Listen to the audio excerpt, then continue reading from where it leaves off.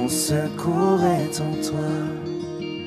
Mesdames et messieurs, merci de nous joindre sur ce programme. Nous recevons l'évêque Ejiba Yamampia de l'église pentecôtiste des secouristes.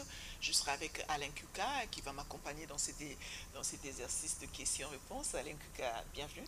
Merci beaucoup, Magique, de m'avoir associé à cette émission. Je suis heureux d'ailleurs parce que nous recevons l'évêque Ejiba Yamampia, que nous connaissons très bien, avec qui nous avons eu à faire plusieurs débats à Kinshasa dans le cadre de notre profession de journaliste. Voilà, l'évêque Ejiba Yamampia n'est pas seulement représentant de l'église pentecôtiste des secouristes, mais il a été également député national dans la législature 2006-2011. Évêque, bienvenue. Merci d'avoir accepté de me recevoir dans cette tranche. C'est vrai que j'ai été député national, élu circonscription de Moamba dans la ville-province de Kinshasa. Et je suis effectivement, comme tu l'as dit, et nos téléspectateurs, ceux qui me connaissent comme Alain Kuka Lessé, voilà, c'est ce que je suis. Merci. Mais l'église pentecôtiste de secouristes regorge combien de cellules? Pour ceux qui nous prennent de cours, l'église pentecôtiste en sigle EPS, le quartier général est à Rigini, commune de Lemba dans la ville-province de Kinshasa.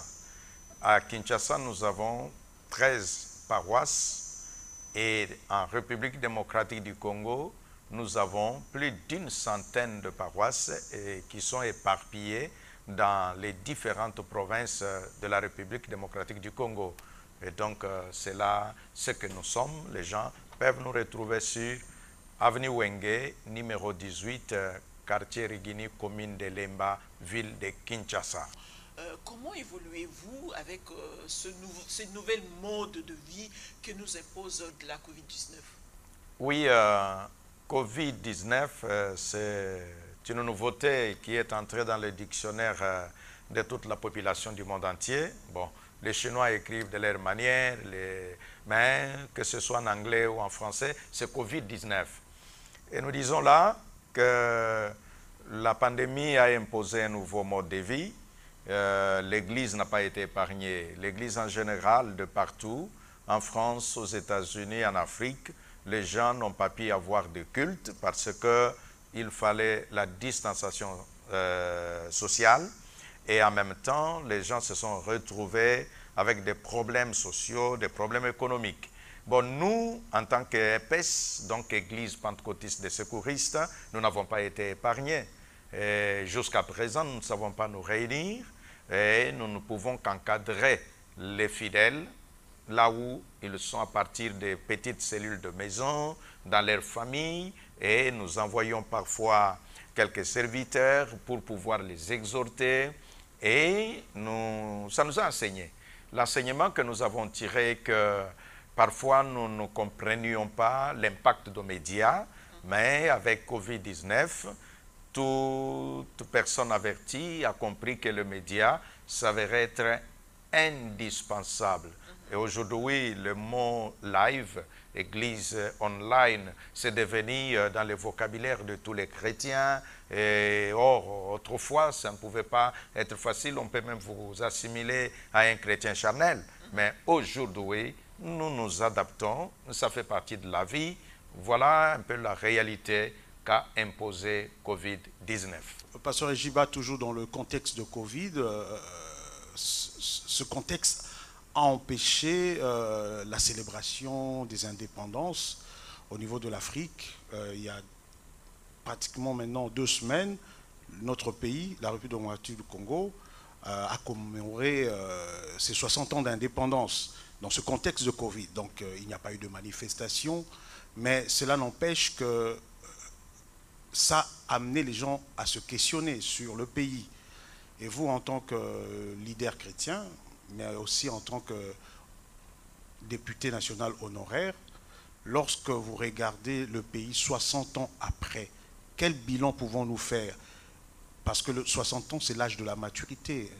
Quelqu'un qui a 60 ans, c'est un senior. Qu'est-ce que vous pouvez dire sur le bilan de ces 60 ans d'indépendance? le bilan des 60 ans, j'aime souvent penser, il y a un orateur qui a parlé des 60 ans avant l'indépendance ou après l'indépendance. Nous savons qu'à cette époque-là, il n'y avait pas autant d'universités qu'aujourd'hui. Et aujourd'hui, le Congo, donc la République démocratique du Congo, notre pays, a beaucoup des universitaires, mais quelque part, nous voyons qu'il manque une chose. Qu'est-ce qui manque? C'est l'idéal. Les hommes d'autrefois que nous appelons les pères de l'indépendance, que Dieu bénisse le président de la République, Félix Antoine, d'avoir élevé Kasavubu au niveau des héros nationaux. Pourquoi je dis ça? Parce que c'est comme il a dit dans son discours, que nous avions ces leaders-là, chacun a son tempérament. Parfois, quand on ne se comprend pas, quand on ne réalise pas qu'il ne faut pas que Magique réagisse de la même manière qu'Alain, là, c'est un problème. Mais dès que nous comprenons que nous sommes différents, je peux dire, l'autre a réagi comme ça, c'est bien que moi je réagisse différemment. Donc, s'il y a un bilan à tirer, c'est de dire, nous n'avons pas beaucoup évolué. Donc, nous devons être honnêtes quant à ce. Mais qu'à cela ne tienne, avec ce qu'il y a eu, il s'agit là de la passation de pouvoir pacifique et civilisé. Et là, nous pouvons noter qu'il y a eu une certaine avancée, une première. Donc, nous disons, tout n'a pas été bon, mais il y a eu quelques éléments qui nous permettent de dire qu'il y a lieu d'espérer. Alors, le rôle de vous, serviteur de Dieu, homme d'église, dans ces 60 ans, pendant ces 60 ans d'indépendance, le rôle que vous avez joué, vous estimez ce rôle positif? Parce que nous savons qu'avant l'indépendance, il y avait des hommes d'église comme le cardinal Malula, qui avait contribué à élaborer le manifeste de la conscience africaine, et c'était pour éveiller les consciences. Aujourd'hui, lorsque vous regardez le rôle que vous, serviteur de Dieu, homme d'église, vous avez joué au Congo durant ces 60 dernières années, que diriez-vous? Ça a été un rôle positif ou négatif? Bon, en parlant de rôle, il y a ce que nous appelons le rôle global. Donc, de tous les hommes de Dieu, nous pouvons les appeler prêtres catholiques, imams musulmans, pasteurs protestants et pasteurs des églises de réveil. Ça, c'est d'une façon globale. Bon, tirer une conclusion de savoir quel a été notre apport, je vais peut-être évoluer dans ce sens, que l'église de l'indépendance a été une église missionnaire. Les Blancs sont venus, quand ils sont partis, ils ont laissé les autochtones continuer la tâche, et jusqu'à un certain moment, les autochtones qui sont restés, une partie, c'est ce que nous avons appelé, c'est pourquoi vous entendez, on les appelle les églises, certains appellent églises post-missionnaires, les autres appellent églises de réveil. Post-missionnaires parce que ce ne sont pas les églises qui émanent de l'étranger, ce sont les églises dont les fils du pays, à cause de la parole de Dieu, de sa compréhension, ils ont commencé à partir de rien. Et donc là, nous pouvons dire qu'il y a eu quand même une contribution parce que nous n'avons pas attendu que quelqu'un aille dans un séminaire pour qu'il devienne, mais il y a eu la contamination. Bon, contamination, c'est un terme lié à la santé, mais c'est une contagion en termes spirituels. Qu'il y a eu un réveil, et le réveil a fait que les gens qui venaient d'ailleurs et ont prêché, les autochtones ayant écouté la parole, n'ont pas attendu la manne qui viendrait soit de l'Amérique ou de la France, mais ils ont commencé à zéro, parfois même avec un tam-tam, et quelqu'un bâtit tout un empire. Voilà pourquoi nous disons, en tant qu'Église, il y a eu quand même une avancée où les gens ont senti une certaine liberté spirituelle. Et là, le niveau spirituel connaissant une certaine liberté, ça a impacté aussi. Quand les politiciens pouvaient amener, quand on n'avait qu'un seul parti politique, vous vous retrouvez qu'on parle de plusieurs partis, ça fait comme contagion qui va d'église en parti politique. On n'avait qu'une église qui était dite, ou quelques églises traditionnelles. Maintenant, il y a les églises nouvelles que l'on peut appeler églises de réveil. On n'avait qu'un seul parti ou des partis politiques. Maintenant, il y en a plusieurs. Donc, nous disons là que, en toute chose, comme chaque médaille a deux faces, ainsi dit, il y a les bons côtés et il y a les mauvais côtés. Les bons côtés, la liberté qu'on peut quand même s'exprimer, que chacun peut faire ce que Dieu lui dit de faire. Bon, le mauvais côté, c'est aussi le foisonnement, et c'est aussi la paupérisation. Le mauvais côté, c'est aussi un peu du désordre. C'est un mauvais côté et nous acceptons que chaque enfant grandit. En grandissant, on reconnaît qu'à telle époque, il y a eu erreur, on ne peut pas répéter les mêmes erreurs. Mais est-ce que l'Église au Congo a accompagné réellement l'État dans sa mission de gérer la société pendant les 60 ans? Bon, pendant les 60 ans, accompagner l'État dans la gestion de la nation, oui et non. Oui, dans ce sens qu'il y a les églises qui avaient des hôpitaux, il y a des églises qui avaient les écoles, c'est aussi un accompagnement. Mais avoir un accompagnement très actif, il y a eu un message. J'entends par là donner des lignes directives à l'État congolais ou aux politiques congolais pour la bonne marche de la nation, par exemple. C'est-à-dire la mission prophétique. La mission prophétique. Oui, la mission prophétique de l'Église, ça veut dire le pasteur qui, lui, est la voix autorisée des brebis, ou le prêtre pour les catholiques, ou ainsi de suite. Bon, il y avait quelques hommes qui pouvaient lever la voix. Si j'ai besoin de référencer, je ne vais pas citer trop de noms, je vais seulement donner une caractéristique en dehors de notre pays. Voyez des gens comme Desmond Tutu. C'était un pasteur. Moi, je l'ai déjà rencontré. Je me rappelle un jour, nous avions logé avec lui dans un même hôtel et je l'ai approché. Et puis, vous trouvez une notabilité. Dans notre pays, nous n'avons pas eu des leaders religieux à la carrure de Desmond Tutu. Qui veut dire quoi? Desmond Tutu parle et le président de la République tremble. Pourquoi? Parce qu'il a été clair dans son message. Ça veut dire qu'il avait la Bible, mais en même temps, il était capable de redresser la situation sociale et dire clairement, sans s'en prendre à l'autorité, mais établir les éléments sur le principe. Notamment que le noir n'est pas inférieur au blanc, mais tous sont des hommes créés par Dieu. Et il a fait passer son message au temps plus fort de l'apartheid. Donc là, en République démocratique du Congo, nous n'avons pas eu, nous devons être honnêtes de le dire, les leaders religieux à une voix forte du genre Desmond Tutu.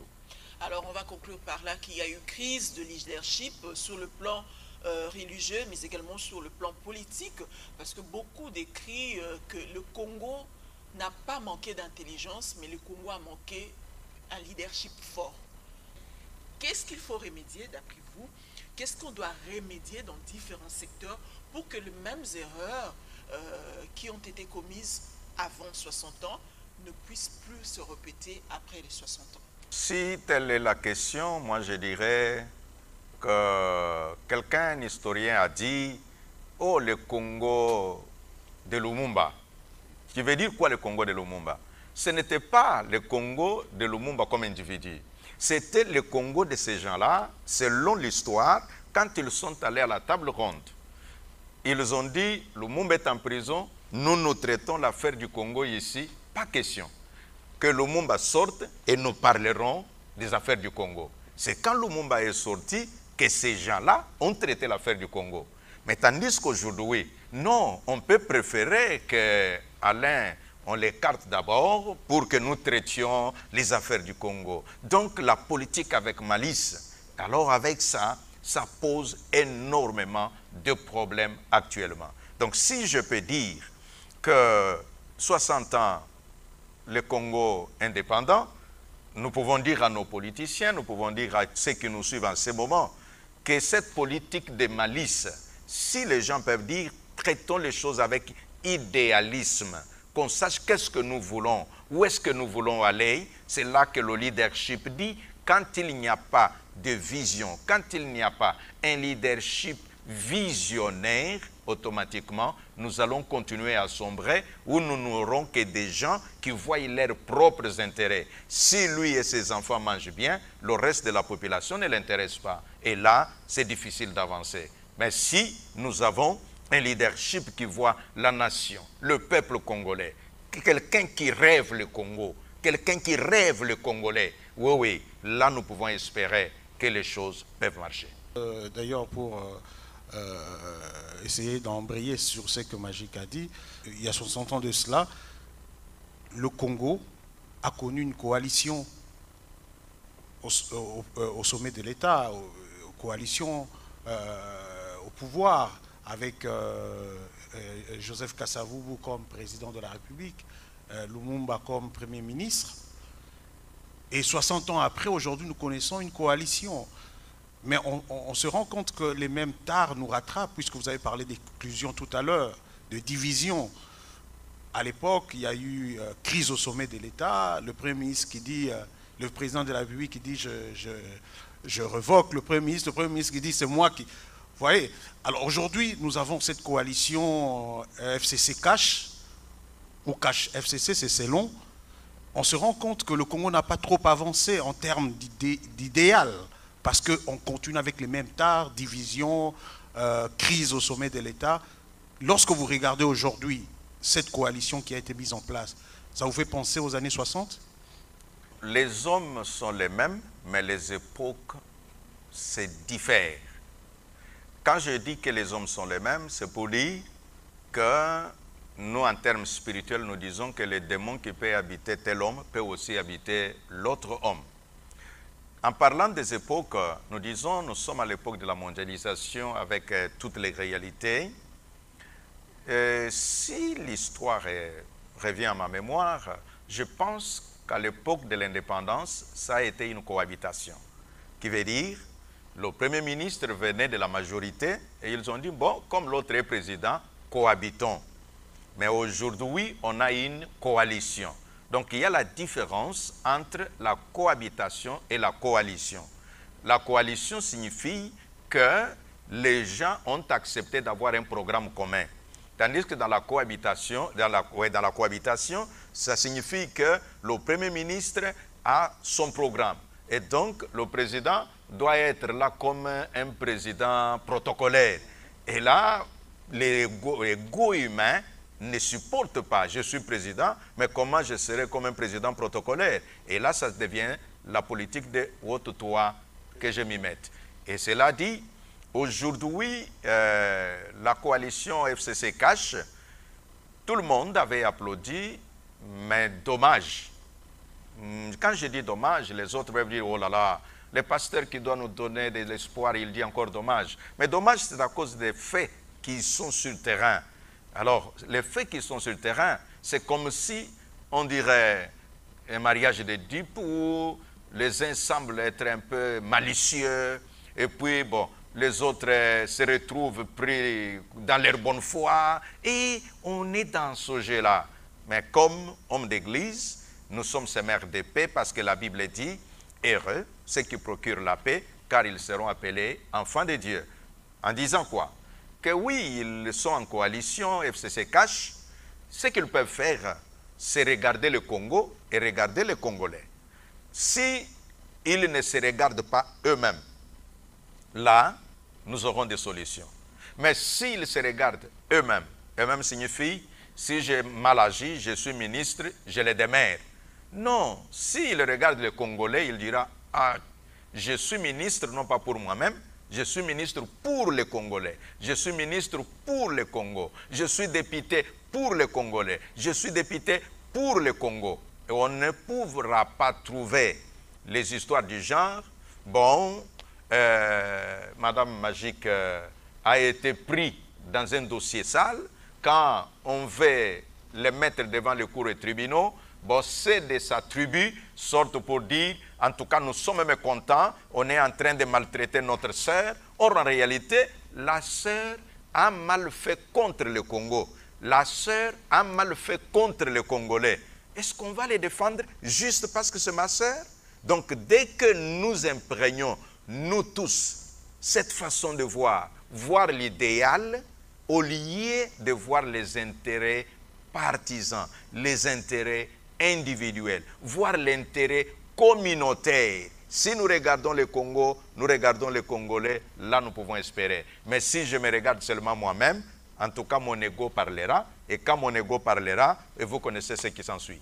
Mais vous venez de dire tout à l'heure que le cadeau de 60 ans de l'indépendance, c'est l'alternance actuelle où nous vivons avec un ancien président et un président actuel. Mais pourtant, les avis sont partagés, les opinions sont partagées. Que répondez-vous à ceux qui pensent que le problème du Congo, c'est la crise de légitimité au niveau des institutions? Qu'on n'a jamais eu des institutions légitimes? Vous savez, c'est comme dans un match de football. Ben, je disais que c'est comme dans un match de football. Pour les sportifs, il y a toujours des tendances. Il y a les sportifs très zélés qui n'aiment jamais connaître la défaite. Si son équipe est en train d'échouer, d'être battue, il va trouver le but là, ça a été hors-jeu. Non, le penalty là, on a mal sifflé. Mais un sportif dira, oh là là, c'est l'arbitre qui est le maître du terrain. Donc pour ce que tu viens de dire, bon, c'est vrai, tous les politiciens congolais ont reconnu qu'il y avait beaucoup d'erreurs dans les élections. Mais maintenant, ces erreurs, les uns disent, nous avons gagné, nous avons des preuves. Ceux qui disent, non, nous avons gagné, on ne nous a pas programmé, n'ont pas produit des preuves. À ce moment-là, la loi se tranche en fonction des preuves. Et comme, surtout, qu'est-ce qui est bon pour le Congo? Celui qui est là comme président, il ne vient pas de ceux qui dirigeaient. Il vient de la véritable opposition. Il n'avait même pas un représentant à la CENI, qui est l'organe organisateur des élections, pour dire que son homme qui était à la CENI l'a favorisé. Non, il n'était même pas représentant à la CENI. Mais on le proclame, madame, mets-toi à la place de ceux qui ont concouru aux élections. On te dit, l'organisation là qui travaille te dit, Madame Magique est élue présidente de la République. Et toi tu vas dire, non, non, ce n'est pas moi, c'est quelqu'un d'autre. Mais jamais, ça ne peut pas se faire. Donc nous disons là, comme il y a la CENI qui a proclamé, tous on attendait, tout le monde entier, qu'est-ce que la Cour constitutionnelle va dire, et la Cour constitutionnelle s'est prononcée. À ce moment-là, personne ne nous a jamais prouvé comme ça que quelqu'un, même sur une chaîne de télévision, que mes amis, je suis allé à la Cour constitutionnelle, j'ai produit les preuves, on n'a pas voulu ça, les voici. Même sur des chaînes de télévision, on ne nous a jamais produit de preuves de dire celui qui est là n'est pas celui qui a gagné. Voilà, on est rentré de plein pied dans le dossier CENI. Évêque Ejiba, l'actualité, c'est aussi la marche organisée ce lundi, 13 juillet, par la coalition Lamouka. Marche d'ailleurs qui vient à la suite d'une autre marche organisée cette fois-là par l'UDPS il y a quelques jours, donc le 9 juillet passé. Tous contestent l'élection de Ronsard Malonda à la tête de la CENI. Ronsard qui a été d'ailleurs dans l'élection a été entérinée par l'Assemblée nationale. Alors, certains disent il faut d'abord des réformes institutionnelles, notamment la réforme au niveau de la CENI. Quelle lecture faites-vous? Vous pensez qu'on a mis la charrue devant le bœuf en commençant par l'élection de Ronsard Malonda, alors qu'on pouvait commencer par restructurer la CENI? Généralement, je pars de l'enseignement du leadership que si vous bâtissez une société sur les hommes, vous êtes foutus. Mais si vous bâtissez une société sur les principes, vous irez de l'avant. Parce que les principes sont universellement les mêmes et ça va toujours revenir malgré le temps qui passe. quant à la CENI, moi je pense, la bonne chose, un, comme on attendait le rapport de la CENI passé, le rapport selon ça a été déposé, mais quand on dépose un rapport, la simple chose à faire, c'est détailler, étudier le rapport, examiner le rapport, et puis classer le rapport. C'est alors que vous saurez de quelle manière avoir de nouveaux animateurs. Mais le rapport est déposé à l'Assemblée nationale. Nous n'avons pas entendu aucun jour qu'il y a eu l'étude de ce rapport-là. Moi, j'étais parlementaire. Mais quand il y a un rapport, on vient, on le lit en plénière, on distribue ce rapport-là aux députés. Et nous n'avons pas vu toutes ces choses. Mais comment on va directement dire, voici, parce que quand on dit, voici le candidat président, pour dire quoi? Cherchons les autres membres de la CENI, et avec les autres membres, formons maintenant le bureau ou la plénière de la CENI, et les rapports nous liront quand? Quand est-ce qu'on dira que oui, ici il y a eu erreur, nous devons corriger?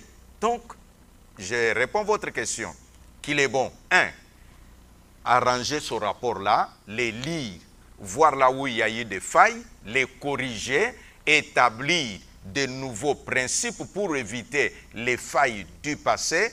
Et quand les règles sont établies, maintenant cherchons les animateurs. Vous savez, quand un animateur est déjà là, qu'est-ce qui va arriver? Si vous voulez établir les principes, ça sera des principes taillés sur mesure. Parce que chacun voudra que, comme je suis là, qu'on dise, bon, le premier vice-président doit gérer. Parce qu'il sait que lui est déjà premier vice-président. Voilà pourquoi nous disons là. Et là, moi je suis un homme d'église.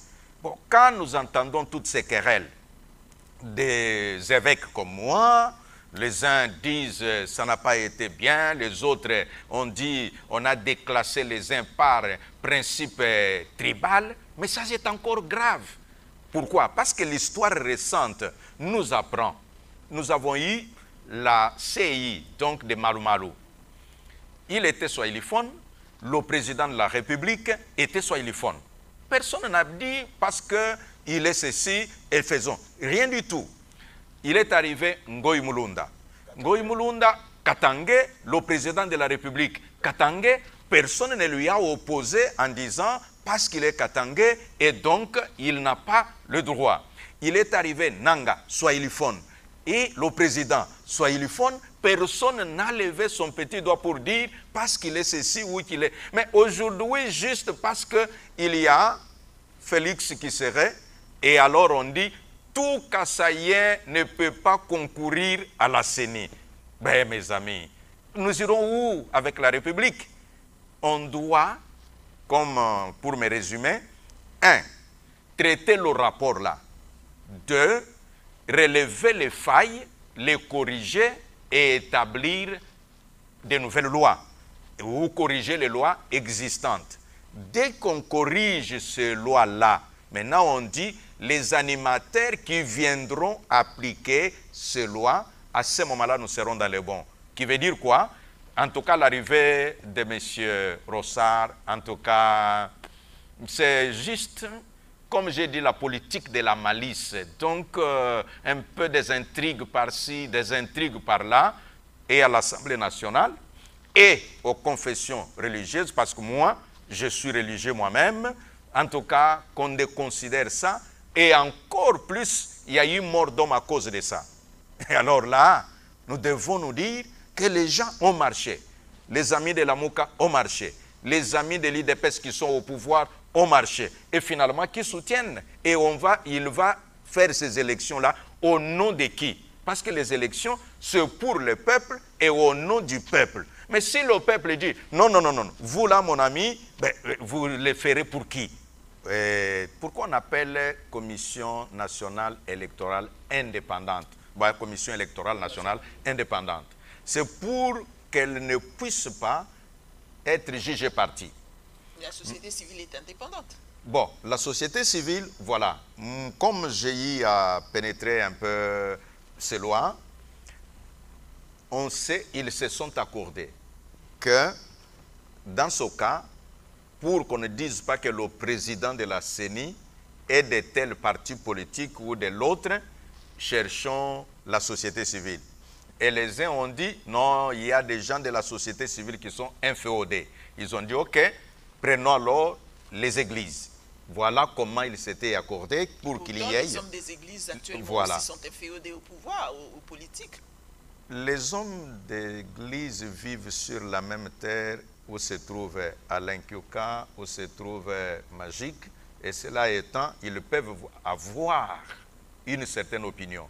Mais du moins, parce que, surtout les pasteurs, vous savez, dans nos églises, moi je me retrouve dans mon église. J'ai les gens du PPRD, j'ai les gens de l'IDPS, j'ai les gens de Palou, j'ai les gens de la Mouka. Tous sont là à l'église et moi je suis leur pasteur. Pour dire quoi? Que comme je connais comment fédérer avec les gens de différentes tendances, on trouve que d'une certaine manière, on peut confier cette mission à cet homme afin qu'il nous aide à nous organiser. Maintenant, que font les politiciens? Les politiciens viennent même derrière l'église. Comment? Ils prennent Alain, qui, je donne l'exemple concret aujourd'hui. Malonda, on nous dit qu'il est catholique, mais les catholiques ne le soutiennent pas, mais Malonda est soutenu par, avant tout, il était soutenu par les kimbanguistes. Mais vous comprenez un peu comment un kimbanguiste peut enlever son propre candidat pour soutenir un candidat des catholiques et les catholiques refusent de soutenir celui-là. C'est là que nous disons que, bon, les pasteurs que nous sommes, nous avons besoin d'avoir aussi une indépendance d'esprit.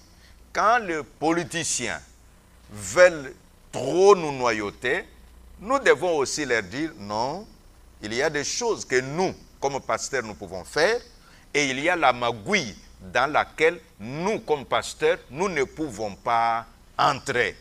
Et là, on peut aider aussi, mais si le pasteur entre aussi, je ne sais pas qu'est-ce qu'il y a eu, moi je suis ici en confinement, mais selon ce que nous lisons, ce que nous entendons, si les pasteurs se sont laissés noyauter par les politiques, c'est une erreur.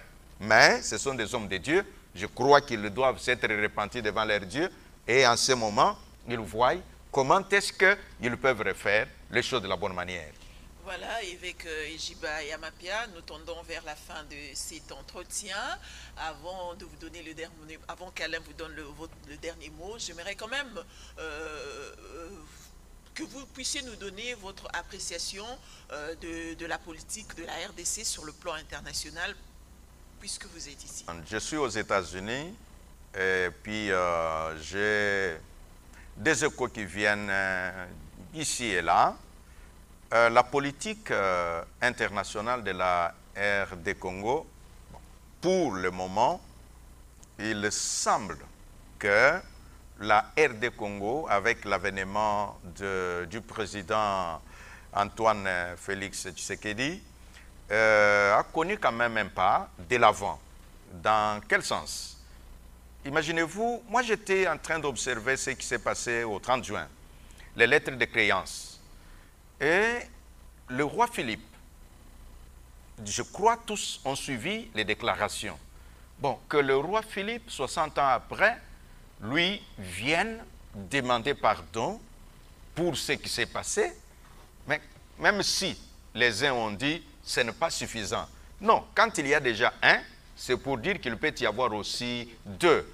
Ah là, nous disons, non, le Congo est en train d'avancer quelque part.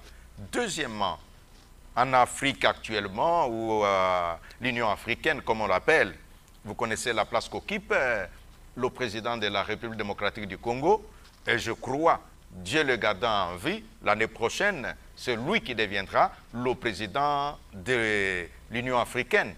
Je ne sais pas depuis combien de temps que la RDC s'est retrouvée à ce niveau-là. 3.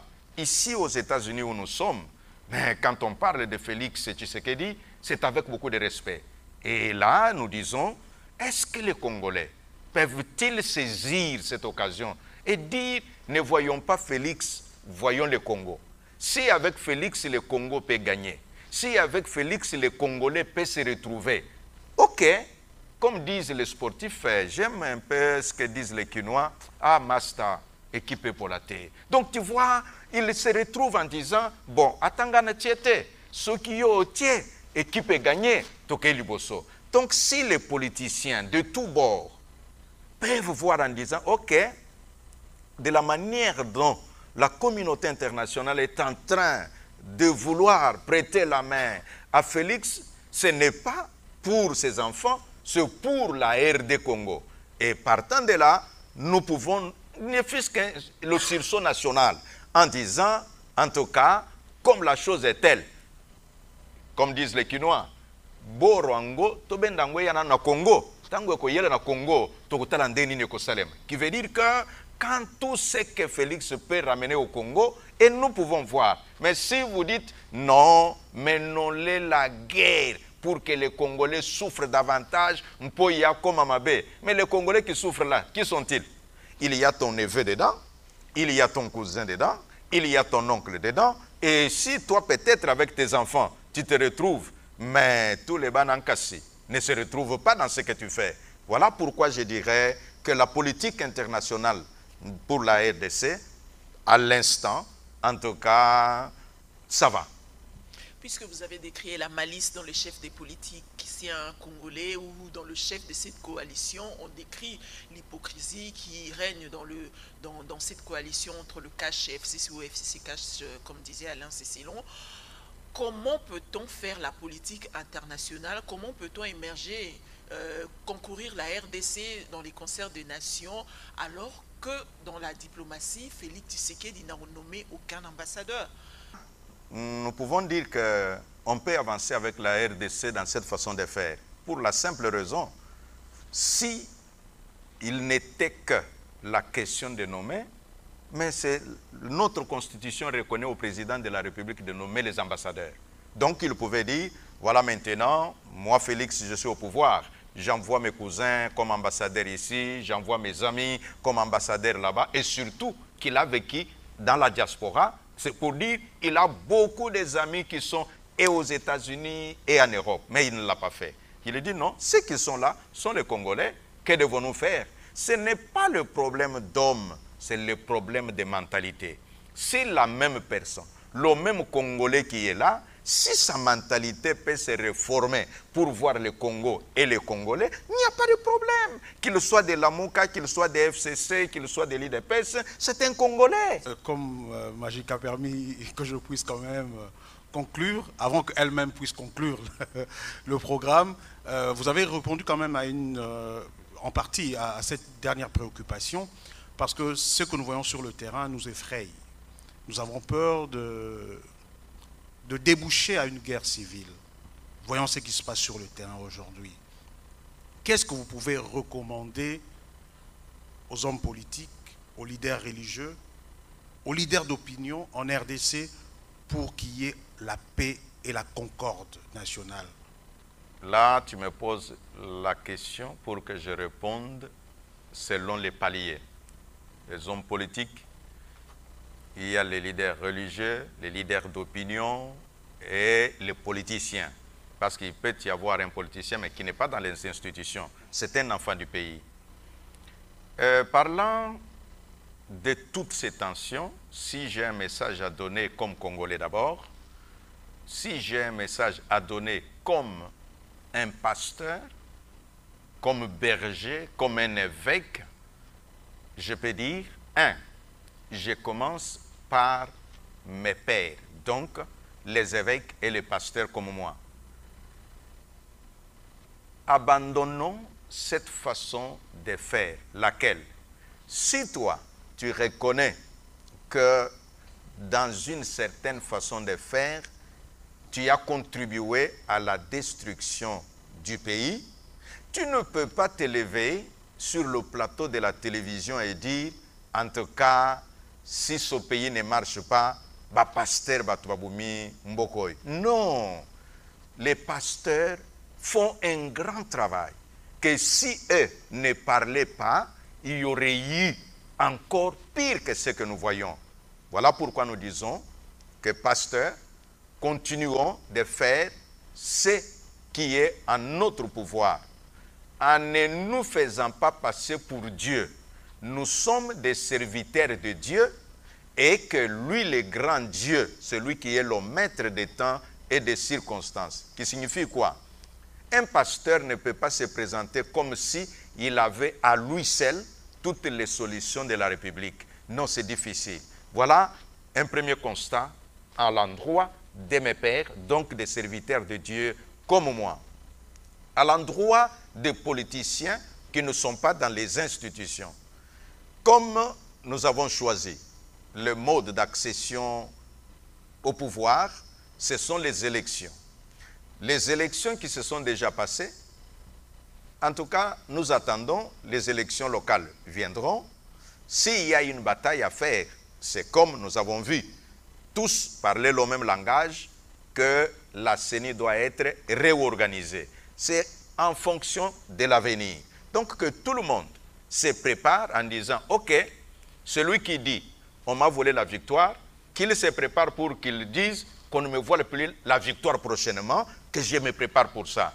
Et ça, c'est pour ceux qui ne sont pas dans les institutions.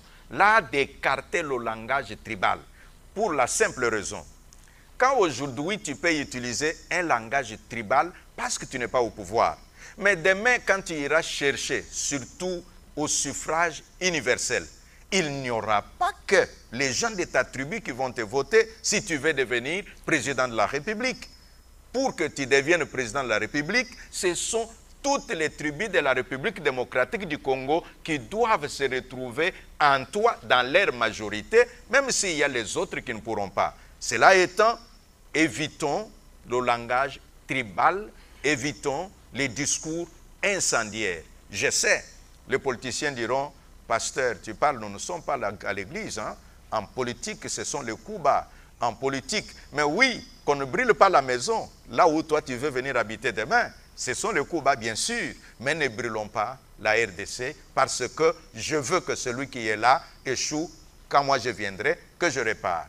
Maintenant, pour ceux qui sont dans les institutions, si j'ai un message, c'est de dire, si chacun pouvait dire, je suis député, que puis-je faire en faveur de la République, non pas en faveur des individus, en faveur de la République et en faveur du peuple congolais. Et celui qui est au gouvernement, il se dira, je suis ministre, je ne sais pas des mines, je suis ministre, je ne sais pas de TPAT ou consort, et que puis-je faire pour la République et pour le peuple? Qu'est-ce que nous aurons? Celui qui a eu l'argent pour construire les chemins, pour travailler les chemins, les sauts de moutons, il ne mettra pas l'argent en poche. Il fera cet ouvrage-là et le peuple sera content. Du reste, ce qui a manqué, c'est cet amour personnel, la fierté personnelle de dire, quand les gens passent aujourd'hui, Lunda Bouloulou n'est plus Premier ministre, mais quiconque traverse le pont Makelele, on ne l'a jamais nommé pont Lunda Bouloulou, mais c'est le peuple lui-même, en traversant là-bas, pont Lunda Bouloulou. Pourquoi il a laissé cet ouvrage-là? Mais pourquoi certains de nos compatriotes ne voient pas les choses dans ce sens-là? C'est notre supplication, notre message à tous, au président de la République. Président, Fachi, comme on vous appelle Fachi Béton, sache que devant le peuple, les gens peuvent te mettre les bâtons dans les roues, mais demain, ça sera difficile que le peuple dise « Oui, mon président, les gens t'ont beaucoup embrouillé ». C'est pourquoi, fais ce que tu peux faire, les prérogatives qui te sont dévolues avec la sagesse que Dieu peut te donner, comment faire ceci, quand faire cela, pour le bien du peuple congolais, pour le bien de la République démocratique du Congo, et l'Éternel Dieu te bénira et il bénira la nation congolaise. Voilà un peu mon message à toute cette catégorie de personnes. Aux autres leaders d'opinion, tu es sportif ou musicien, faisons la même chose. Évêque Ejiba Yamampia, merci beaucoup. Nous vous en remercions de votre disponibilité à cet entretien. Merci beaucoup Magique, merci beaucoup Alain. Que Dieu vous bénisse. Telle est ma parole. Merci. Alors, merci également à vous de nous avoir prêté votre attention, mais également à Alain qui était à côté de moi. Merci beaucoup, Magie, Alain. ça a été un plaisir. Voilà, on se retrouve très prochainement. Mais sinon, si vous suivez cette émission ailleurs, n'oubliez pas de venir nous rejoindre sur notre chaîne YouTube Magic Wawina TV et abonnez-vous. Partagez l'émission si possible. Laissez-nous un petit commentaire, mais surtout vos pouces en l'air nous fera également plaisir. On se retrouve très prochainement. Merci à René Chikuna qui a assuré la réalisation de cette émission et on se retrouve très bientôt. Merci d'avoir été avec nous. Continuons observant les gestes barrières parce que le virus n'a pas encore disparu. D'ici là, prenez bien soin de vous et à très bientôt. Bye bye. Mon secours est en toi.